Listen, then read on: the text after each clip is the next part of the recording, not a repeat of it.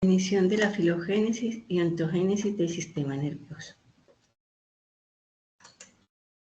¿Qué es la filogénesis? La filogénesis es el estudio de la evolución de las especies a lo largo del tiempo, buscando entender cómo están relacionadas entre sí. Por ejemplo, tenemos, como se menciona en el OVA, la lombriz. Tiene un sistema nervioso simple con nervios organizados en una cadena. Su evolución se centra en sobrevivir en el suelo y descomponer materia orgánica. Las aves tienen un sistema nervioso más complejo que les permite volar y comunicarse. Su cerebro es proporcionalmente más grande, lo que les ayuda a aprender y adaptarse, como las aves migratorias que navegan largas distancias. Tenemos los mamíferos, como los humanos. Tienen cerebros grandes y complejos que permiten habilidades cognitivas avanzadas, como resolver problemas y comunicarse. Bueno, en sí la filogénesis nos muestra cómo cada especie ha desarrollado su sistema nervioso según sus necesidades ambientales. Los rasgos útiles tienden a heredarse, mientras que los menos útiles pueden desaparecer. En esencia, es como un árbol genealógico de la vida que ilustra la historia evolutiva de las especies. Bueno, tenemos la definición de la ontogénesis. La ontogénesis es el desarrollo de un organismo desde la fertilización del óvulo hasta la vida adulta. En el sistema nervioso incluye varias etapas como se mencionan en el OVA. Está la fertilización. Es cuando un espermatozoide fertiliza un óvulo, formando un cigote con toda la información genética. Tenemos el desarrollo embrionario. En las primeras semanas, el cigote se divide y forma un embrión, desarrollando el tubo neuronal que dará lugar al cerebro y a la médula espinal. Luego tenemos el desarrollo fetal. Alrededor de la semana 8, el embrión se convierte en feto y el cerebro crece y forma áreas específicas para funciones como el movimiento y la percepción. Tenemos el desarrollo postnatal. Tras el nacimiento, el cerebro sigue creciendo y formando conexiones neuronales influenciadas por la experiencia del bebé. Tenemos ya la vida adulta, en donde el sistema nervioso alcanza su madurez, pero sigue siendo práctico y puede adaptarse a nuevas experiencias. En sí, la ontogénesis es vital para asegurar un desarrollo adecuado del sistema nervioso. Cualquier alteración puede afectar la conciencia y las conductas. Es decir, es el proceso que transforma una única célula en un adulto con un sistema nervioso complejo. Continuamos con la estructura y función de la neurona. Una neurona típica consta de 4 partes principales: el soma o el cuerpo celular, las dendritas, el axón y el terminal axónico. Veamos cada una de estas partes. El primero, el axoma o cuerpo celular. Es el centro metabólico de la célula. Contiene el núcleo, el sistema endomembranoso, que contiene retículo endoplasmático, aparato de Golgi, lisosomas, endosomas, cuerpos de Nisi, filamentos del citoesqueleto y mitocondrias. Continuamos con las dendritas, que son extensiones ramificadas que reciben señales químicas o eléctricas. Son filamentos del citoesqueleto y contienen mitocondrias, cuerpos de Nisi en la región proximal y parte del aparato de Golgi. Ahora veamos el axón. El axón es una prolongación larga que conduce impulsos eléctricos desde el soma hacia otras neuronas. Y son filamentos del citoesqueleto que contienen mitocondrias, vesículos de transporte. Por último tenemos el terminal axónico, que son extremos del axón que liberan neurotransmisores en la sinapsis, una pequeña brecha entre neuronas o entre una neurona y su célula. Contiene mitocondrias y vesículas sinápticas. Bien, ahora conozcamos la función. La función principal de la neurona es la transmisión de información en forma de impulsos nerviosos. Este proceso puede dividirse en varias etapas. Primero, recepción de estímulos. Las dendritas recogen señales provenientes de otras neuronas o del ambiente externo. Segundo, procesamiento e integración. En el soma o núcleo se fabrican las macromoléculas y se integran las señales eléctricas. Tercero, conducción del impulso nervioso. El axón transporta el potencial de acción desde el soma hasta los terminales axónicos. Transporta la información. Cuarto, transmisión de señales. En los terminales axónicos, el impulso desencadena la liberación de neurotransmisores en la sinapsis, transmitiendo la señal a otra neurona o célula. Y la plasticidad. Las neuronas tienen la capacidad de modificar sus conexiones y funciones a lo largo del tiempo, en respuesta a experiencias y aprendizajes. Continuamos con el siguiente tema. Hablaré sobre la estructura y función del sistema nervioso. Para ello nos centraremos primero qué es el sistema nervioso. El sistema nervioso es el principal sistema de control y comunicación del cuerpo, a su vez integra y regula las funciones corporales. Podemos decir que se divide en el sistema nervioso central y en el sistema nervioso periférico.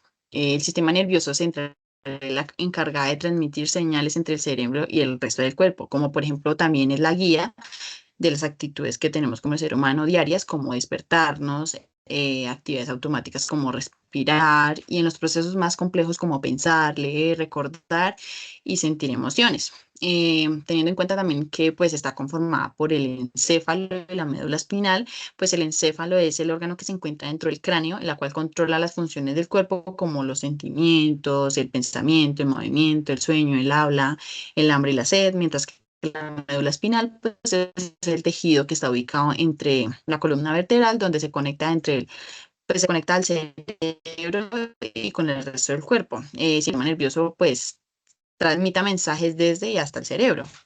Mientras que el sistema nervioso periférico, pues, es la parte donde transmite la información entre el cerebro y el resto del cuerpo.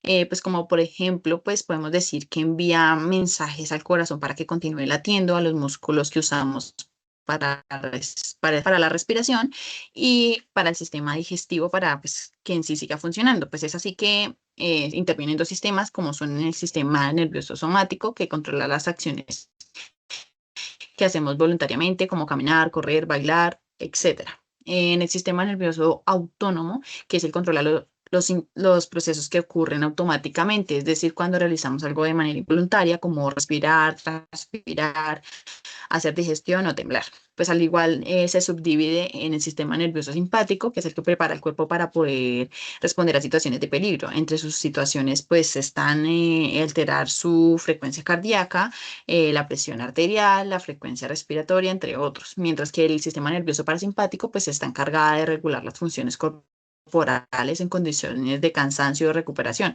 Pues podemos decir que entre ellas están desacelerar el corazón, dilatar los vasos sanguíneos, reducir el tamaño de la pupila, entre otros. Buenas noches. Vamos a continuar con los neurotransmisores, que son tipos y funciones.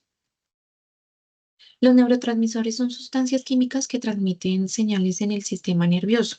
Su función principal es facilitar la comunicación entre neuronas a través de la sinapsis. Si bien una neurona detecta estímulos exteriores, esta requiere enviar la información a todos nuestros sistemas, ya sea para impactar en las emociones o dar respuesta a una situación adversa que se esté presentando a través de nuestros sentidos.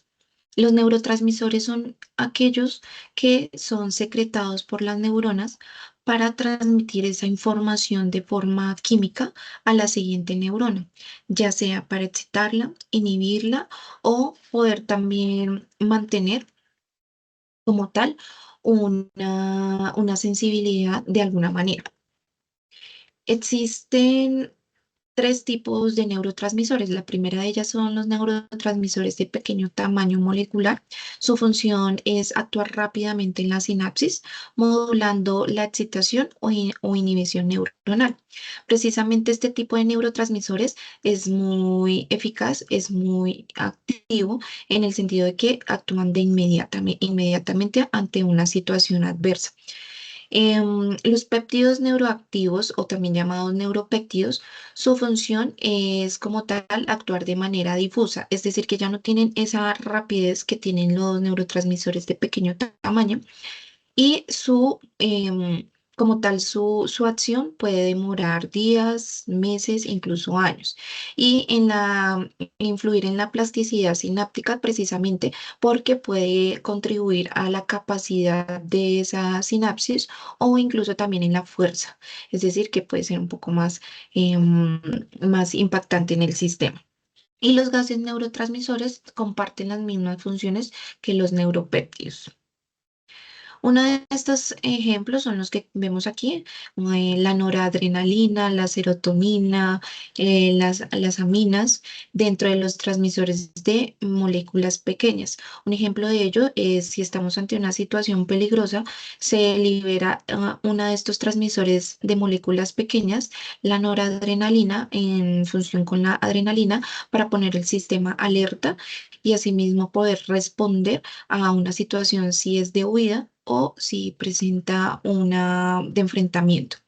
Los transmisores peptídicos pueden ser la vasopresina, la oxitocina, la encefalina, la insulina, que son transmisores precisamente que tienen una acción mucho más lenta y prolongada, como el ejemplo de la hormona de crecimiento. Esta se libera en las hormonas, usualmente para los niños, cuando se está durmiendo y puede ser una acción prolongada.